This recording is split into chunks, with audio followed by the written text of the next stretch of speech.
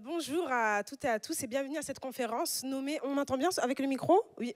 Bienvenue à cette conférence nommée Culture pour tous, ouvrir la porte des métiers créatifs.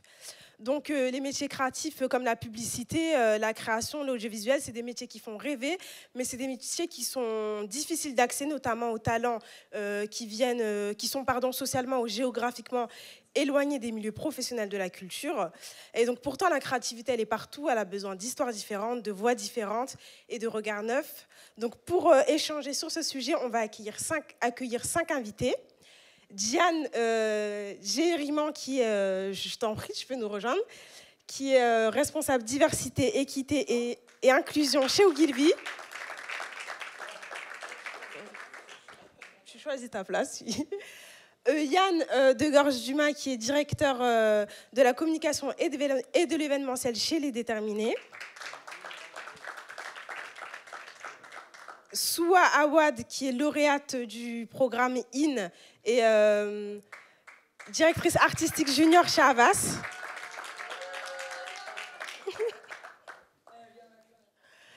Abdoulaye Baldé, lauréat du programme La Relève, fondateur du label Garima Oudi et de l'agence Gringo Productions.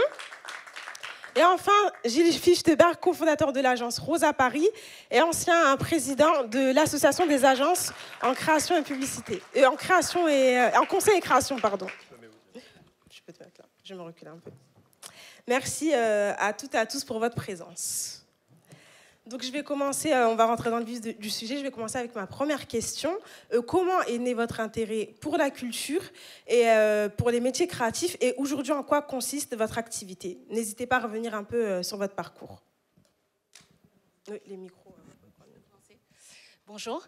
Donc, je suis Diane Gériman, responsable de la diversité et de l'inclusion chez Ogilvy Paris.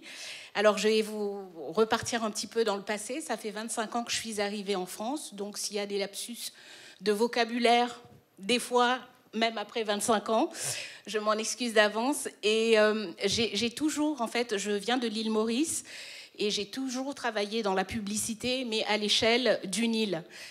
Qui n'est pas du tout la même chose qu'en France.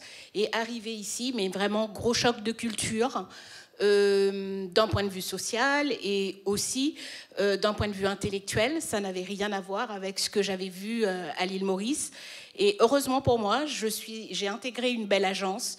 On m'a aidé à progresser. J'ai commencé en tant qu'assistante de direction.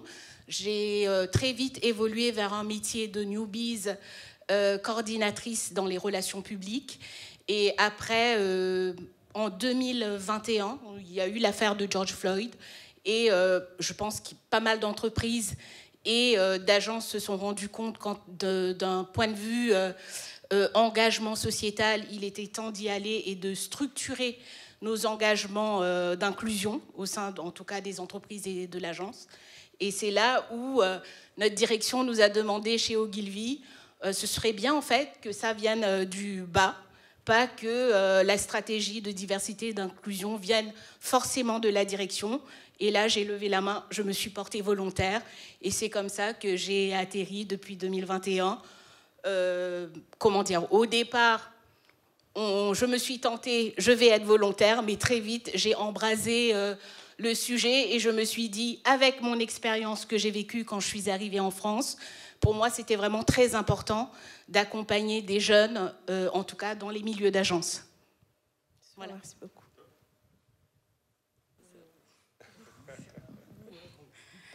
Déjà, bonjour à tous. Moi, c'est Soua Saliawad, du coup.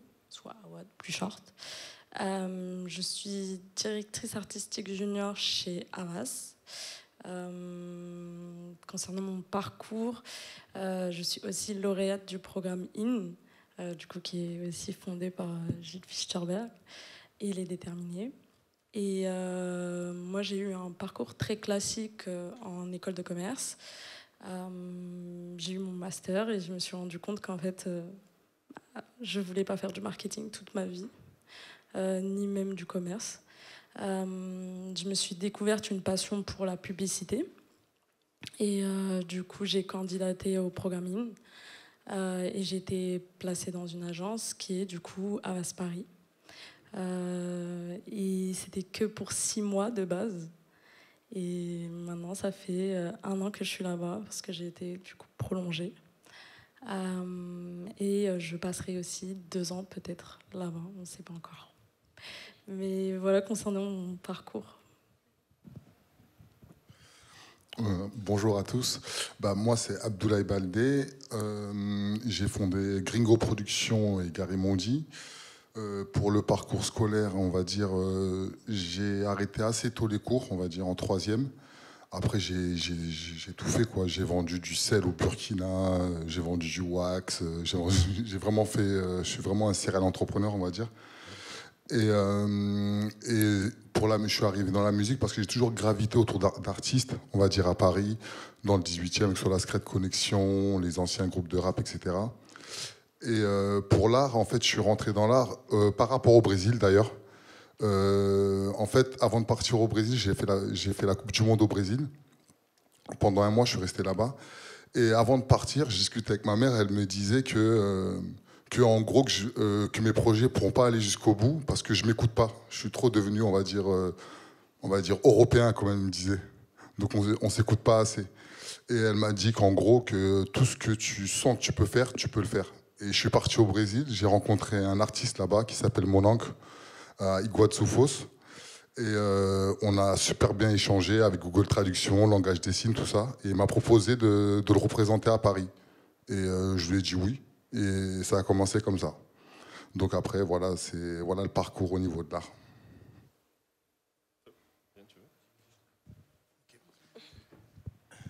Bonjour à toutes, bonjour à tous.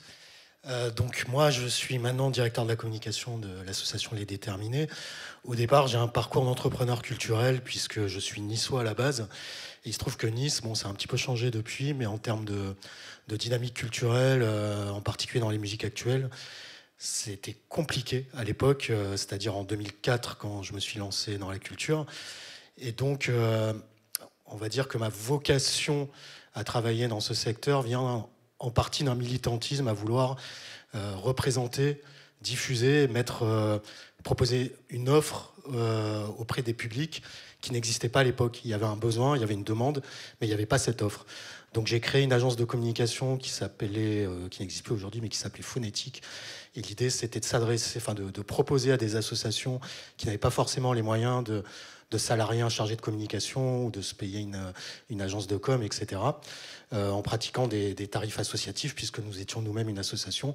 Et très rapidement, nous avons géré la communication d'une autre agence qui s'appelle Panda Events, que j'ai contribué à cofonder, et qui a lancé un certain nombre de festivals, et sur la Côte d'Azur, le plus connu étant les plages électroniques à Cannes, et ensuite en Tunisie, au Maroc, au Portugal, aux États-Unis, etc. Donc le Portugal, il y a un petit lien avec le Brésil tout de même. Et ensuite, j'ai été pendant 7 ans le directeur de la communication du Printemps de Bourges, qui est un festival qui s'adresse en partie aux professionnels de la musique, mais aussi au grand public évidemment, mais c'est un vrai rendez-vous pour les professionnels de la musique, tant de la musique enregistrée que de la musique live. J'ai quitté le Printemps de Bourges en 2024 pour rejoindre l'association Les Déterminés et donc apporter ma contribution à la lutte contre les déterminismes socio-économiques auxquels peuvent faire face les habitants des quartiers populaires grâce à un accompagnement vers l'entrepreneuriat ou des dispositifs d'employabilité dont fait partie d'ailleurs le dispositif IN monté avec l'AACC, donc là j'espère le dire correctement, l'association des agences créatives de conseil en communication, pardon Gilles. Et donc, du coup, je te laisse la parole. Bonjour à tous. Donc, moi, c'est Gilles Fichtebert. Le micro est allumé. Ah, pardon. Moi. Ça marche ? Ouais. Donc, bonjour, je disais. Moi, je suis Gilles Fichtebert. Donc, tu posais la question de savoir comment on a atterri dans les métiers de la création. Exactement. Donc, moi, je suis un pur produit du hasard. Voilà, donc j'étais en train complètement de faire autre chose. J'avais absolument pas accès à ces métiers, et notamment au métier de la publicité. Tu parlais tout à l'heure de groupe de rap. Moi, j'étais à Vitry-sur-Seine. J'étais dans le 183. Je venais de faire une pochette pour un groupe qui s'appelait Timide et sans complexe, avec Doudou Masta, s'il nous entend, je l'embrasse. Et on est toujours potes d'ailleurs. Et en fait, j'ai un pote qui me disait, tiens, je vais voir un cousin qui n'est pas vraiment un cousin, qui bosse en agence de publicité. Viens avec moi, c'est un stage pour l'été, etc. Donc j'y suis allé parce que j'avais rien d'autre de plus intéressant à faire. Et puis ils nous ont gardés, on a fait un stage pendant tout l'été. Et puis voilà. Et puis après ils m'ont gardé moi et pas lui, mais on est quand même restés potes. Et puis après surtout j'ai découvert un univers que je connaissais pas, les agences de publicité. Et j'ai trouvé ça assez cool, de pouvoir exprimer sa créativité, de pouvoir raconter des histoires, de pouvoir faire des photos, d'aller sur des tournages, etc. Parce qu'en 2 mois, il s'est passé plein de choses. Et je me suis dit, mais on peut donc... il y a des métiers dans lesquels on peut s'exprimer créativement, on peut raconter des choses, passer des émotions, et on peut aussi gagner sa vie avec. Donc ça a été un peu une révélation. Et donc du coup, j'ai essayé vraiment de travailler dans ce milieu-là. Et donc ça remonte à 95, 96 à peu près. Et depuis, après, j'ai fait plein de trucs, mais ça a commencé comme ça. Merci pour ce partage. En préparant la conférence, je me suis demandé pourquoi en 2025, on avait encore besoin d'ouvrir les portes des métiers créatifs. Qu'est-ce qui s'est passé ou qu'est-ce qui ne s'est pas passé plutôt? Et selon vous, c'est quoi les plus gros freins qui empêchent cette ouverture-là, notamment aux personnes qui viennent de milieux populaires ou de zones rurales? Ouais, on peut commencer avec, pourquoi pas, Abdoulaye, ouais. Ok. Moi, en tout cas, je dirais, en gros, il y a les freins, comme je dis toujours, les freins internes et les freins externes. Et les freins internes, déjà, c'est l'entourage. L'entourage familial ou potes qui veulent quelquefois nous protéger. Et voilà, qu'est-ce que tu fais, par exemple, dans l'art, ou si c'est un truc, c'est pas pour nous, entre guillemets. Et de l'autre côté, je dirais qu'on va dire il y a un plafond de verre. Il y a beaucoup de dirigeants, on va dire, assez vieillissants dans les institutions qui ne sont pas connectés avec la nouvelle génération. Et aussi, je dirais, des préjugés, pas mal de préjugés en voyant des jeunes, comment ils s'habillent, la manière dont ils s'expriment, etc. Donc voilà, moi je dirais ça. Vraiment, mais c'est vraiment des deux côtés, je pense. Je peux parler du coup d'un point de vue agence. Je ne sais pas si Gilles, tu vas partager la même expérience, en tout cas le même vécu que moi. Au sein des agences, je trouve qu'on a longtemps recruté dans des grandes écoles, et notamment les écoles d'élite. Et il y a ce frein-là, et du coup, depuis une vingtaine d'années, on tourne dans l'entre-soi avec le même typologie de talents, de profils qui viennent de Sciences Po, du CELSA ou des écoles payantes. Et du coup, les jeunes qui pourraient nous intéresser de talents issus d'une diversité culturelle, ils sont beaucoup dans les BTS. Et malheureusement, je trouve que ces BTS-là, ils ont 2 mois de stage. Et bien souvent, les agences recrutent des stagiaires de 6 mois minimum. Et ce qui fait que ça a causé un frein, je pense, dans les agences pendant longtemps. Et depuis 2021, on a commencé à travailler dessus. Ça fait pas longtemps. Et pour le coup, notre agence chez Ogilvy, on a mis en place une stratégie d'égalité des chances, qui est une stratégie à long terme. L'impact ne se verra pas maintenant. Mais en tout cas, on a ouvert les portes, pas qu'à Ogilvy, à toutes les agences du groupe WPP, à ce typologie de profil où il y a vraiment... une diversité d'origine dans ces écoles-là. Beaucoup d'étudiants ne viennent pas d'enfants de cadres, mais plutôt d'enfants d'ouvriers, et ils ont des talents, et il faut qu'on aille les chercher. Je suis tout à fait d'accord avec toi sur la question de l'élitisme en France, qui reste un vrai frein dans le secteur de la culture, de la publicité, dans beaucoup de secteurs. Et c'est vrai que les grandes écoles fabriquent, mais de l'autre côté, les recruteurs et les grandes entreprises, et même des plus petites entreprises, fabriquent cette machine à élitisme. Et c'est quelque chose qu'il faut vraiment casser. J'insisterai aussi beaucoup sur la question de rôle modèle. Aujourd'hui, pour avoir envie de se lancer, pour créer des vocations, encore faut-il pouvoir s'identifier aussi à des directeurs d'agence, des directeurs de création, des directeurs de festivals, ou en tout cas sur des postes de cadres supérieurs. Aujourd'hui, c'est vrai qu'il y a un vrai travail qui est fait, on ne peut pas le nier, par un certain nombre d'acteurs de la culture et de la publicité pour promouvoir la diversité et pour permettre un recrutement plus inclusif. Mais là où se situe, je crois, l'enjeu aujourd'hui et le défi, c'est comment on fait de l'évolution interne. Comment ces personnes qu'on va recruter en alternance, en stage, etc., vont progresser dans la hiérarchie de l'entreprise et atteindre des postes de direction, des postes de responsabilité, et vont faire figure de rôle modèle. Alors, je ne dis pas qu'il n'y en a pas. Bien sûr qu'il y en a et qui sont souvent, pour certains, des autodidactes. C'est pas ton cas, tu n'es pas autodidacte, Choua, mais il y en a beaucoup aussi, notamment dans le secteur de la musique. C'est un secteur qui est particulièrement représenté par un aspect autodidacte. Je suis moi-même autodidacte, même si je n'ai pas eu affaire au même déterminisme socio-économique de par mon nom, tout simplement. Et voilà. Mais aujourd'hui, voilà, il faut que une certaine jeunesse puisse se sentir représentée et s'identifier à ce qu'on appellera des rôles modèles. Et c'est là-dessus qu'il faut se battre.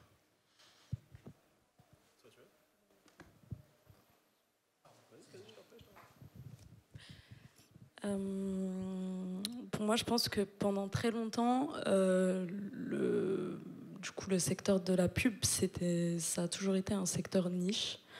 C'est vrai qu'il y a la question de l'élitisme ici en France. On ne voit pas beaucoup, c'est dommage, de personnes de couleur dans des postes à haute position comme directeur de création, par exemple. Ça peut aussi fragmenter ou fragiliser la représentation quelque part. C'est aussi un problème, mais je pense que le problème qui est le plus persistant, c'est le fait qu'il n'y a pas d'information sur ce que c'est la pub. On ne connaît pas forcément les métiers qui accompagnent la publicité. Il y a un vrai problème sur la sensibilisation autour de ces métiers-là. Mais aussi pendant très longtemps, comme on n'a pas l'information, on ne s'y intéresse pas forcément.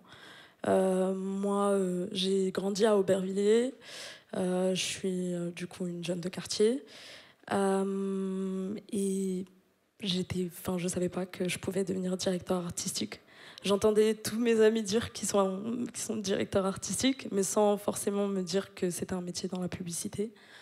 Mais il y a aussi énormément de richesse dans la publicité, et je pense que c'est aussi aux jeunes d'aller vouloir en entendre parler, mais aussi à nous de faire un travail de fond qui permet en fait concrètement de sensibiliser autour de ces métiers-là, et aussi de tendre la parole aux jeunes, de tendre la main aux jeunes et de leur dire vous avez votre place, vous pouvez occuper ces métiers-là. Moi, je suis autodidacte, c'est vrai. J'ai commencé en tant qu'autodidacte, du coup. J'ai aussi fait le programming. Mais quand je suis arrivée en agence, ça fait 1 an que j'y suis et c'est l'année la plus dure de ma vie. C'est très difficile d'être en agence de publicité. On en bave beaucoup, mais ça fait plaisir. Ça fait plaisir d'y être, ça fait vibrer, et c'est ça que j'aime énormément, c'est un sport. Et je pense que comme tout athlète, à la publicité, on peut aujourd'hui faire du sport dans la publicité, parce que c'est un sport en soi. Du coup, moi, je suis d'accord avec tout ce qui a été dit. Évidemment, sur les agences. En fait, on a... comment je pourrais dire ça ? Il y a des problèmes micro et des problèmes macro. En fait, on est dans un pays élitiste, mais pas que. On est dans un pays centralisé, où tout se passe à Paris. Donc ça, c'est quand même un gros problème quand on regarde d'autres configurations, même dans d'autres pays européens. Centralisé, élitiste. Donc ça laisse quand même beaucoup de gens à la porte de plein de métiers et de plein d'industries. Donc ça, c'est un vrai gros souci structurel, mais même on peut aller plus loin. On peut parler aujourd'hui du système éducatif, de la manière dont on forme les jeunes, ne serait-ce que concrètement à des métiers, en hiérarchisant les filières scientifiques, littéraires, vaguement quelque part par là, etc. Alors qu'en réalité, tout est hyper complémentaire et que les logiciels, les cerveaux ne sont pas construits de la même manière. Ça, il n'y a pas de révolution qui se fait véritablement. Donc, Là-dessus, c'est compliqué. Il y a des gens qui travaillent pour que les lignes bougent, mais ça va prendre un petit peu de temps encore, parce que la culture française, elle est très liée à cette particularité. Et puis après, micro, c'est ce que vous disiez, c'est-à-dire qu'il y a, d'un côté, je pense que les agences, il faut qu'elles... tout le monde est d'accord aujourd'hui, globalement, d'ailleurs, toutes les industries, les agences, la diversité et l'inclusion sociale est un sujet. Je fais juste une petite parenthèse. Tant que de toute manière, même si nous on l'utilise puisque c'est le sujet, tant qu'on parlera de diversité et d'inclusion sociale, on aura un problème. Il n'y a pas de diversité, c'est la France en fait. Donc tant qu'on va continuer à mettre des espèces d'étiquettes ou d'actions faites sur des typologies de population, ça veut dire qu'encore l'intégration, elle n'existe pas véritablement. Population issue de la diversité. Moi, je ne sais pas trop ce que c'est. C'est la France, c'est la diversité française, c'est le kaléidoscope des gens que nous formons. Donc, ça pose déjà des problèmes de nomenclature et de protocole. Et puis après, les agences, elles doivent faire leur évolution, elles doivent s'ouvrir. En fait, c'est comme d'autres industries, c'est un sérail. Tout le monde est d'accord pour parler de ces sujets-là. Agir, c'est compliqué. Donc, on est aussi une culture... de discussion, les Bernardins, ça parle beaucoup, c'est la France des Lumières qui pérore et qui est tout d'accord dans un salon pour dire à quel point c'est fantastique, il faut faire des choses. Mais après, l'action, c'est un peu plus dur. Il y a d'autres pays, par exemple les anglo-saxons, qui sont plus dans l'action. Donc il va falloir agir maintenant, il va falloir vraiment bouger les choses. Tu disais, c'est sur le long terme, oui, parce qu'on a pris un retard monumental. Donc il faut agir. Le programme, en fait, qu'on a monté avec la ACC et les déterminés, Origami, qui est l'organisme de formation, et aussi l'AFDAS qui nous finance. Et je les remercie pour ça. En fait, en réalité, c'est un petit programme. Hein. C'est 15-20 jeunes par promo. Justement, c'était ma question suivante. Donc, je vais juste poser la question, comme ça tu peux poursuivre. On a parlé un peu des freins et des obstacles. J'aimerais qu'on parle des solutions maintenant, de ce que vous mettez, tu commences à en parler, ce que vous mettez en place dans vos agences, Rosa Paris, Au Guide Vie, ce que vous faites avec les déterminés aussi. Et ensuite, j'aimerais bien avoir vos retours sur les deux programmes, Abdoulaye La Relève et Soua In. Je te laisse la parole. Non, soit si tu veux parler de In.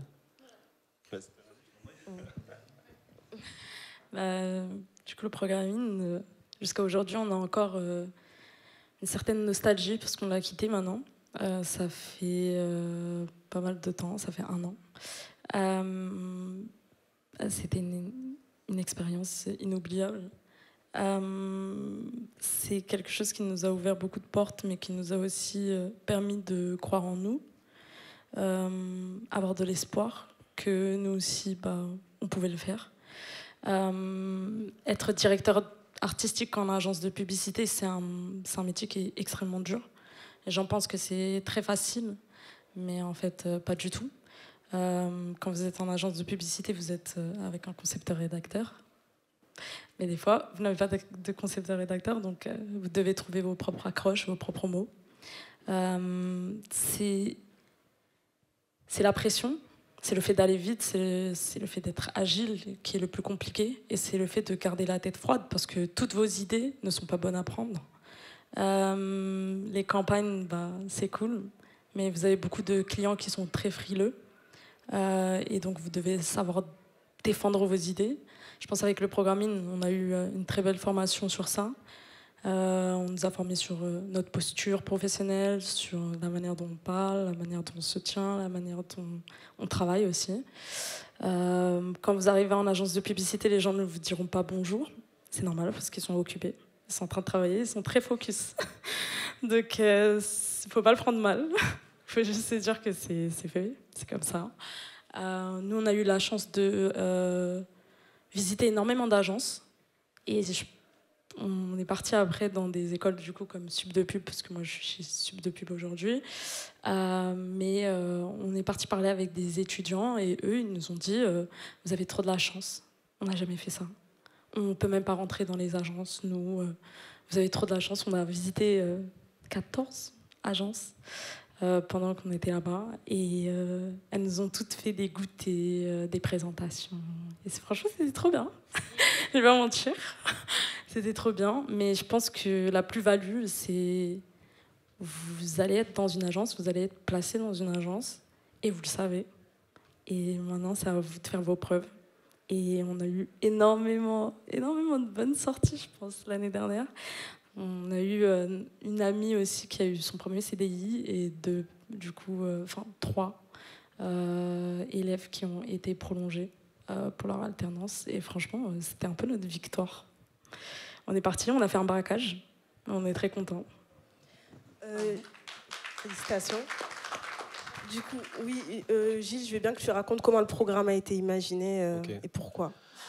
Je laisserai Yann parler aussi de la partie technique sur le sourcing, etc. En fait, c'est un programme, ça fait 10 ans que je veux faire ce programme. Alors la difficulté en agence de publicité, on s'entend tous très bien, on a tous de très bonnes relations, mais le problème c'est que quand je voulais le faire, c'était à peu près en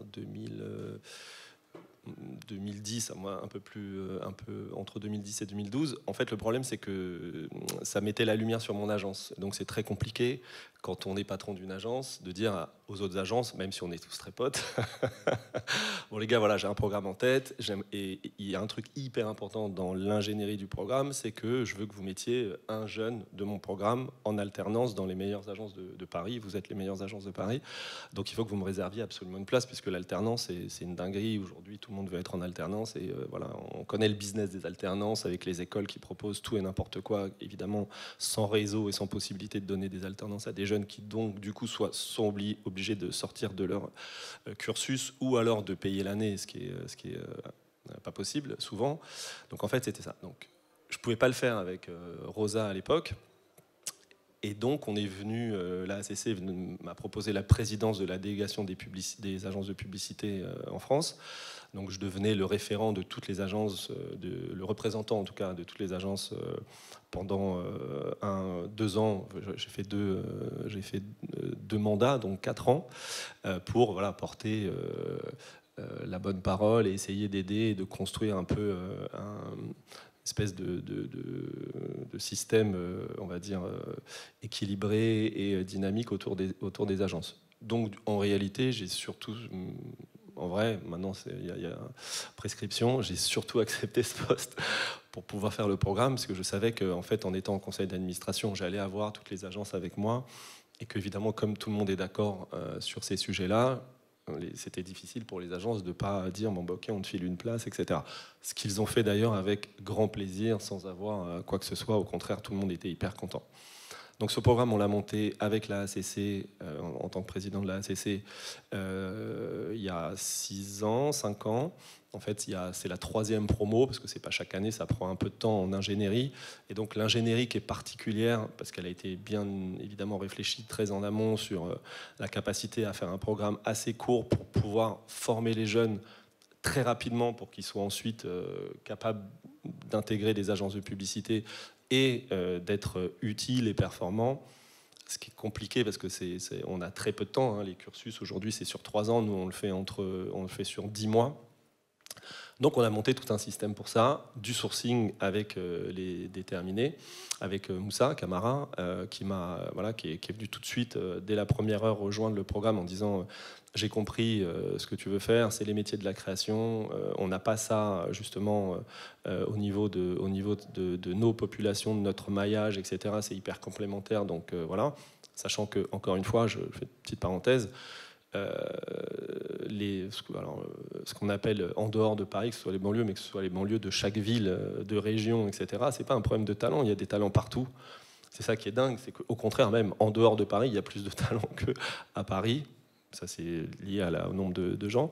Et c'est juste un problème de ressources, en fait. C'est juste un problème de connexion, de pont, de réseau, de connaissances, etc. Parce qu'il y a du talent partout, il y a de la dynamique partout, il y a des gens qui ont envie de faire plein de choses. C'est juste qu'il y a une très mauvaise connaissance de ces endroits-là. Et en fait, c'était la possibilité de créer ces ponts et ces réseaux, etc. Donc, les déterminés sont venus tout de suite pour faire le sourcing, donc le maillage dans les missions locales avec toute leur ingénierie et toute leur expertise.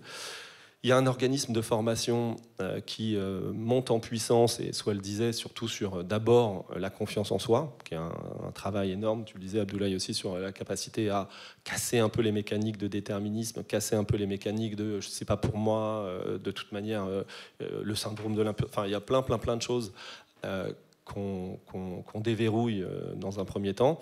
Et ensuite, on monte en spécialité sur le métier avec les plus grands professionnels. Et ça, c'est une chance incroyable, c'est d'avoir les meilleurs de ce métier qui viennent, des gens d'Ogilvy, des gens de toutes les grandes agences, BETC, DDB, etc., et qui viennent donner des cours aux apprenants.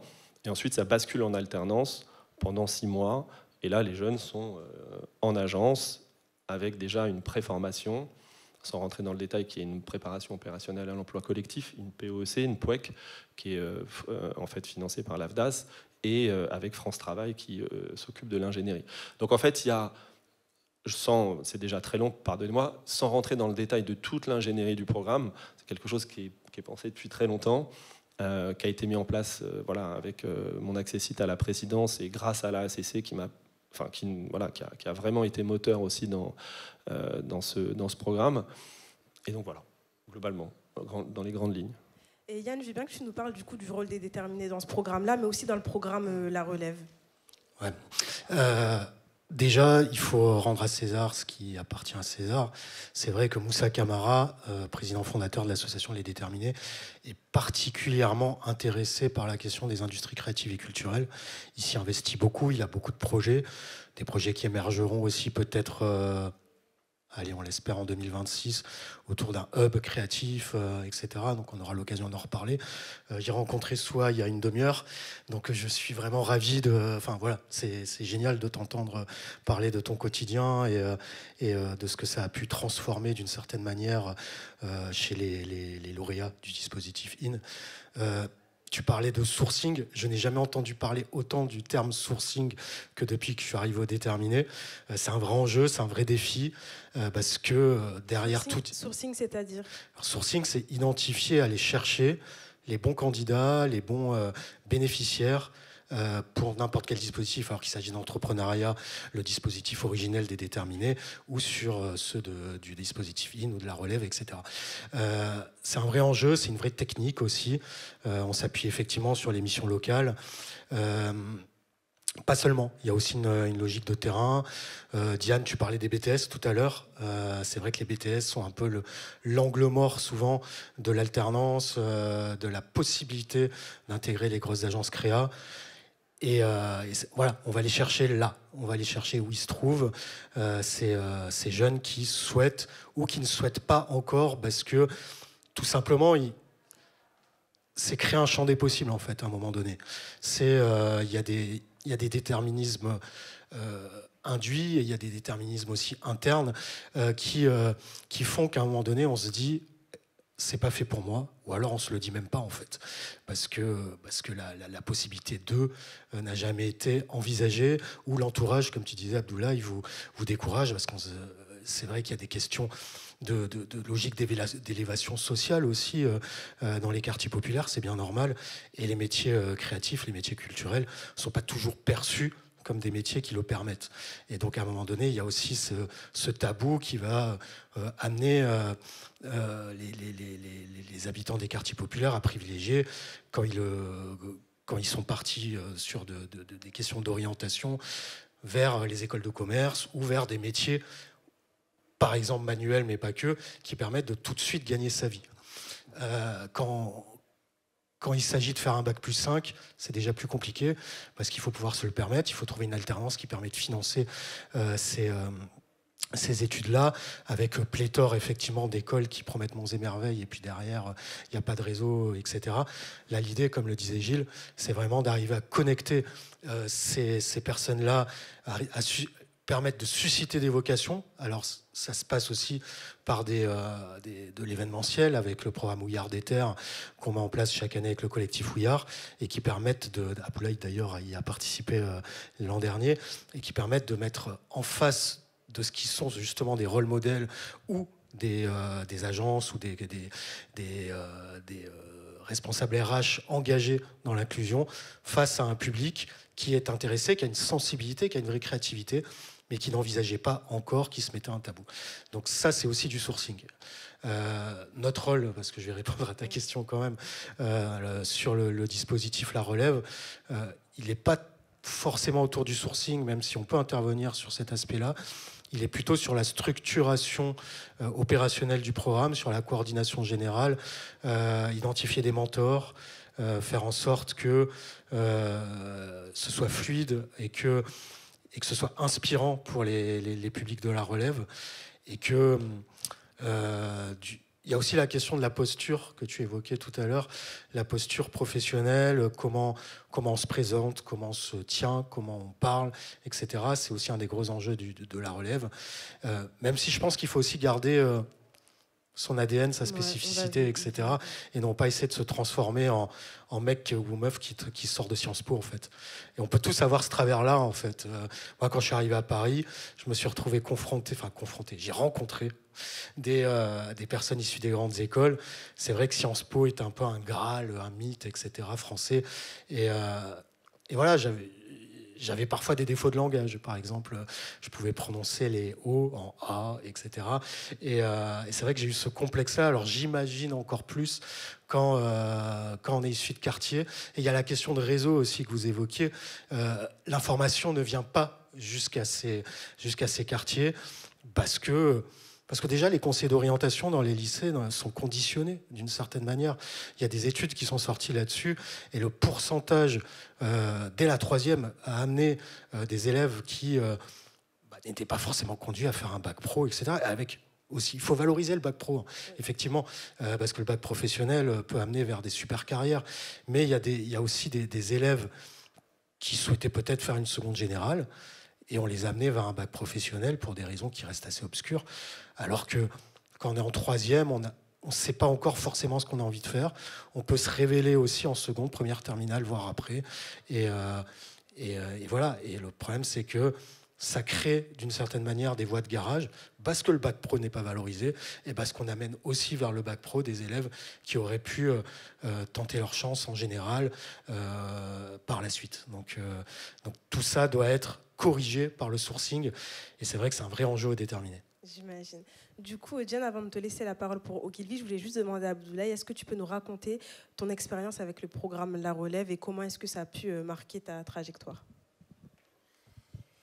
Ouais, c'est bon. En fait, le programme La Relève, c'est un programme qui fait déterminer le ministère de la Culture. Et en fait, c'est pour former les futurs dirigeants de Le Culturel. Et en gros, c'est un ami qui m'a envoyé l'info, avec qui je bossais depuis super longtemps, qui s'appelle Cédric Daveny. Et franchement, je voulais même pas répondre. Je me suis dit qu'on n'allait pas me prendre. Et je l'ai fait pas. Comment ? Pourquoi tu t'es dit en gros, ce que je disais tout à l'heure, les freins internes. Donc, et par respect pour lui, j'ai répondu et j'ai été pris. Et on va dire le programme est vraiment cool dans le sens où, en gros, on a vraiment des intervenants, des putains d'intervenants quand même, franchement, de Claude Mollard, comment ça s'appelle, Mazur, comment on appelle ça, du parc de la Villette. Voilà, donc on a vraiment un gros panel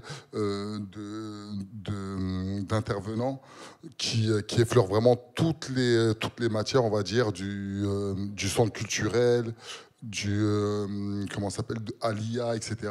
Donc ça, c'était cool. Et on va dire que le premier jour de rentrée, en fait, je me suis dit, qu'est-ce que je faisais là ? Et après, on va dire qu'au premier cours, on avait eu un cours avec une dame qui s'appelait Haute Cartier, qui est un centre culturel. Et franchement, c'était vraiment cool. Et je me suis rendu compte, en fait, que on sait déjà faire.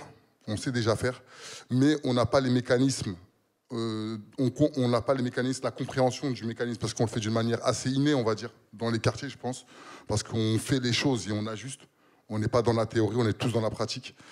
Et ça, ça m'a fait du bien parce qu'en gros, je me disais qu'en fait, j'avais des cours sur les soft skills, comment diriger une équipe, etc., comment faire des partenariats que je fais depuis que j'ai l'âge de 16 ans.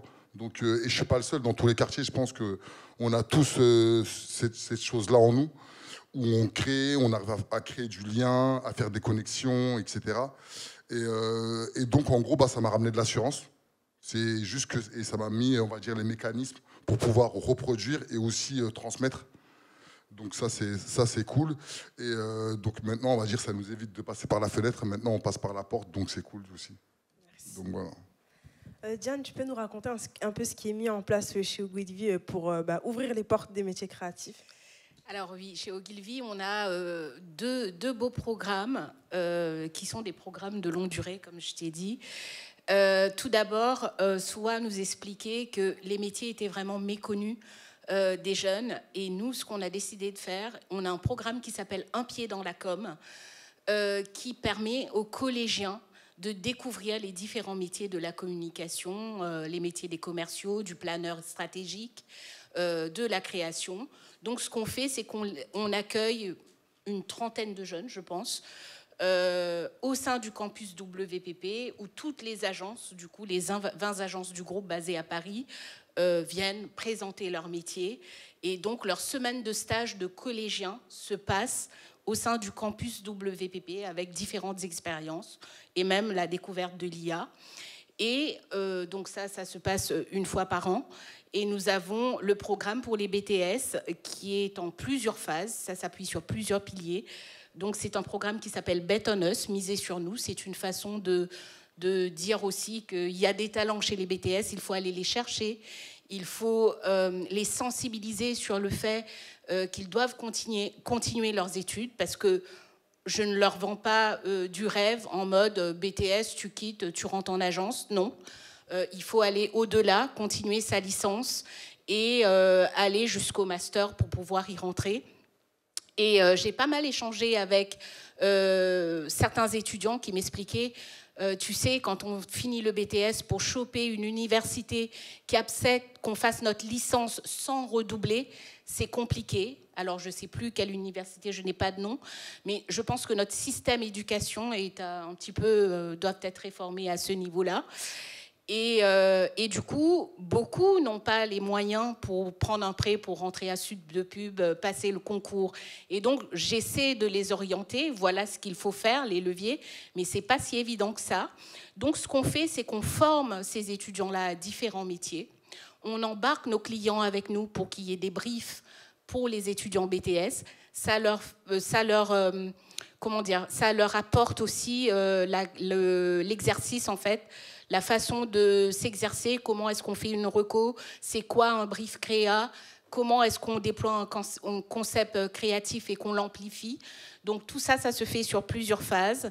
Ils viennent restituer au campus, il y a un jury et même j'embarque les partenaires pour choisir leur stagiaire après.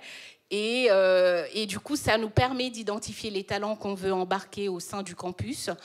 Et il restitue devant le client. Et là, ça fait la deuxième année qu'on l'a fait l'année dernière.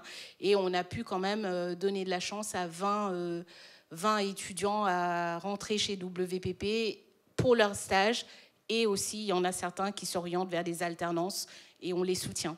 Donc, en plus de ça, ce qu'on a remarqué aussi, c'est que bien souvent, comme on a fait la deuxième année, on continue toujours à se renforcer, à changer de tactique parce que on apprend de ses erreurs. Des fois, c'est pas forcément la bonne voie qu'on a pris.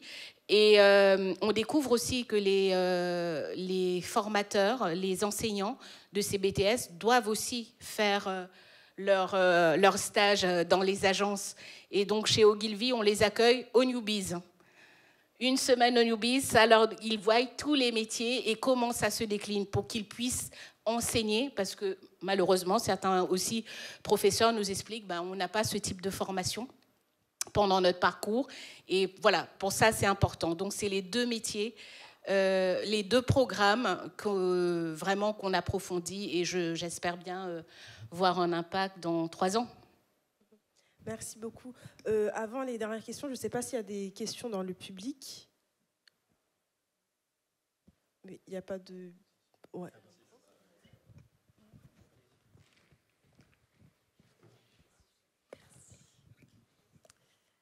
Bonjour. Déjà, je voulais vous dire merci pour l'intervention, parce que c'est vrai que Ça fait plaisir d'entendre ce genre de choses. Pour ma part, j'ai aussi eu un parcours où c'était compliqué de s'orienter vers la publicité ou vers des métiers en fait, qui nous correspondent, que ce soit des métiers créatifs ou des métiers dans la communication. Bon, le secteur en général est assez bouché, mais c'est vrai que j'ai des amis qui ont fait des BTS et qui avaient du mal après à s'orienter ou qui ont tout simplement arrêté les études parce qu'ils sentaient qu'ils n'avaient pas les chances, en fait, les leviers, enfin qu'on leur proposait pas les leviers nécessaires pour accéder en fait à la suite de leurs études. Donc ça fait plaisir. Le programme IN, c'est aussi un programme qui m'intéresse tout particulièrement. Donc ça fait plaisir en fait de voir qu'il y a des projets comme ça qui se construisent pour les jeunes. Et je voulais savoir si pour vous, ce genre de programme, ça devrait plus se démocratiser dans toutes les agences, ou est-ce que, comment dire, est-ce que vous pensez qu'à l'avenir, ça va vraiment être un levier pour, on va dire, désengorger en fait tout ce qui est les alternances bouchées, les opportunités qu'on n'a pas forcément, ou est-ce que ça devrait rester des petites opportunités pour les bonnes personnes? Je ne sais pas si c'est assez clair ce que je veux dire.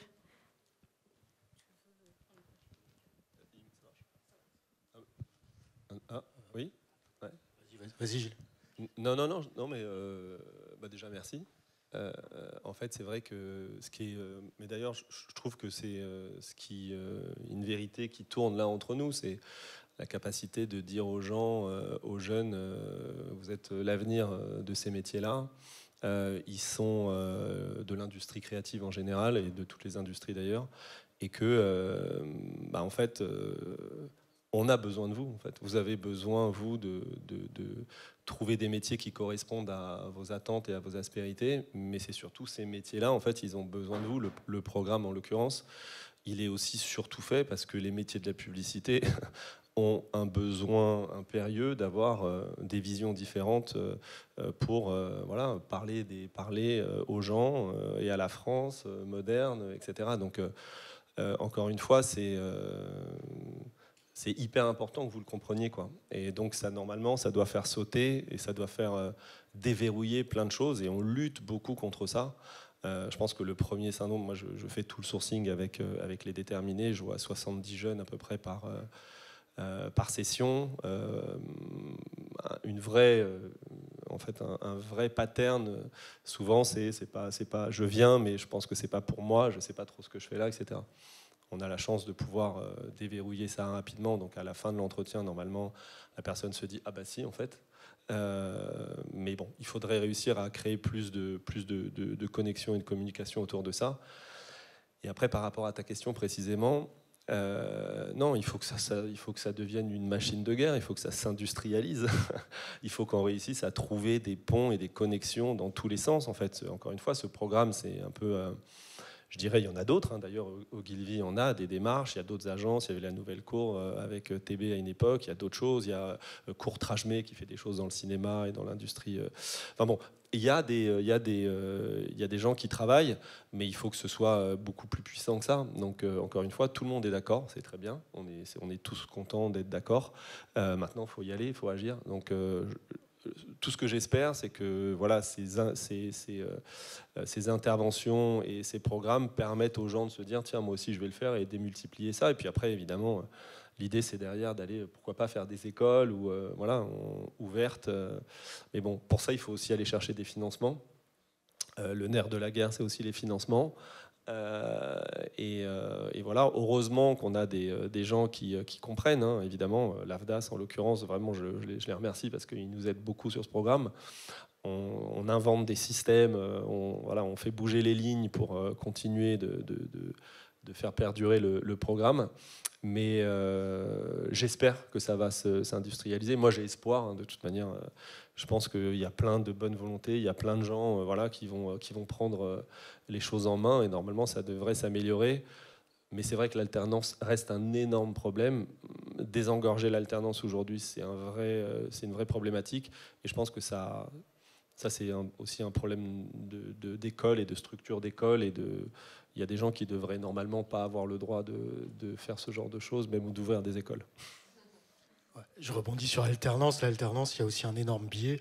C'est qu'aujourd'hui, il y a beaucoup d'entreprises qui profitent aussi de l'alternance pour ne pas... Enfin, ça fait des vrais freins, en fait, aux jeunes diplômés. C'est pas le sujet, mais qui aujourd'hui ne trouvent pas d'emploi parce que on va privilégier les alternants dans le recrutement parce que ça coûte moins cher. Même si ça coûte un peu plus cher qu'il y a 2-3 ans, mais ça coûte encore vachement moins cher qu'un salarié classique, lambda. Voilà. Donc ça, c'est un vrai biais. Moi, je vais répondre... ça va peut-être paraître démagogique, mais moi, ce que j'espère, c'est qu'en fait, ce type de dispositif, le dispositif IN, le dispositif La Relève, etc., n'existe plus parce qu'ils ne seront plus nécessaires.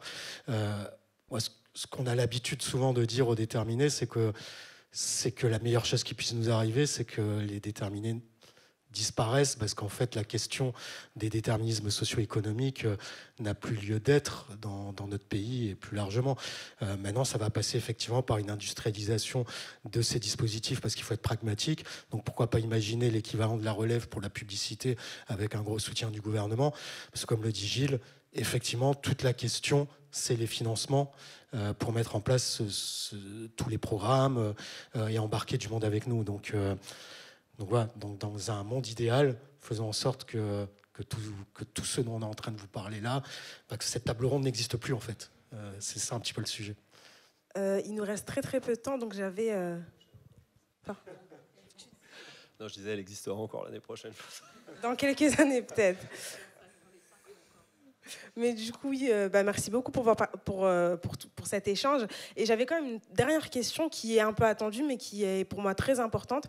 Si vous avez un seul conseil à partager à un jeune talent, ou moins jeune d'ailleurs, qui veut faire carrière dans les métiers créatifs, qu'est-ce que vous lui direz? Moi, je lui dirais, n'attendez pas qu'on vienne vous chercher. Allez-y. Et restez qui vous êtes, parce que ce que vous êtes, c'est hyper précieux.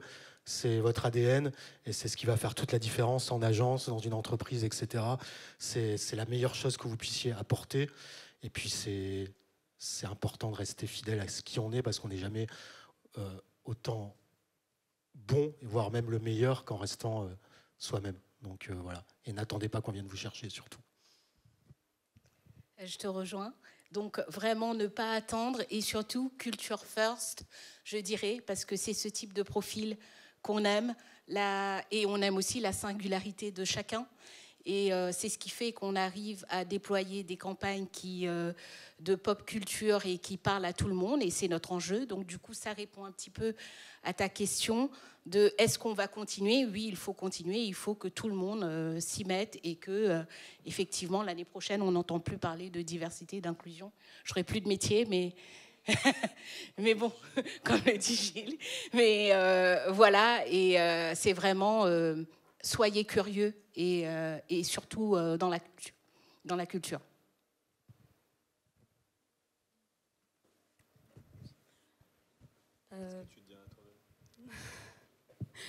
Déjà, un seul conseil, c'est difficile. Il y a beaucoup de conseils que je voudrais donner, mais je pense que, du coup, comme mes collègues l'ont dit, restez vous-même. C'est cette certaine fraîcheur que les agences elles attendent. Nous, on est arrivé avec un argot banlieusard dans les agences. On est dans un open space qui fait que j'ai beaucoup peur de parler. Mais surtout, j'ai peur de dire des trucs comme whipping, un peu... et d'avoir en fait une insuffisance linguistique par rapport à tout le monde. Mais je dépasse ça. C'est un travail de fond qu'on fait aussi avec les agences. Moi, je pense que vous devriez être et rester même très obsédés par ce que c'est, vos idées. Défendez-les corps et âme, parce qu'on va vous dire non. On va vous dire non, ça c'est sûr. Tous les jours, toutes les semaines, vous allez vous en prendre plein la gueule sur le fait que vos idées ne sont pas les bonnes idées, ou des fois, ça va passer, bizarrement. Mais du coup, restez vous-même, restez accrochés, restez en confiance. Il y a ce truc de syndrome de l'imposteur, on le sait déjà. Il est assez présent. Parlez fort, parce que moi, je parle pas très fort. En agence, surtout. Là, je parle fort parce que j'ai un micro. Mais du coup, j'essaie de tenir un discours qui est assez parfait, mais en fait, on n'est pas parfait. Et donc, du coup, vous allez faire beaucoup d'erreurs. Et beaucoup de, je dirais, miséricorde envers vous-même. Parce que vous n'êtes pas parfait, vous apprenez. Et soyez les meilleurs, en fait. Si vous voulez être les meilleurs, soyez les meilleurs, c'est un peu la ref. Mais en vrai, soyez les meilleurs parce que c'est ce qu'il faut. Soyez exigeants et disciplinés envers vous-même. C'est pas qu'un seul conseil, visiblement. Désolée. Mais je pense qu'il y a beaucoup de conseils à prendre en compte. Et soyez là, en fait. Soyez là pour vous. Et beaucoup d'audace et beaucoup de culot pour aller défendre vos idées et parler avec les gens. Même si c'est des directeurs de création, n'ayez pas peur. Moi, quand j'ai rencontré Gilles, j'avais énormément peur. Et jusqu'à aujourd'hui, il m'intimide un peu. Mais Gilles, c'est un mastodon comparé à moi. J'espère dans quelques années, je le deviendrai peut-être aussi. Vous êtes des rôle modèles, puisque vous avez parlé du coup de rôle modèle tout à l'heure. Vous êtes les rôle modèles de demain. Et vous allez inspirer, même si vous inspirez que 10 personnes ou une personne, ça suffit pour vous booster. Et c'est ça que je tiens, du coup, de ça.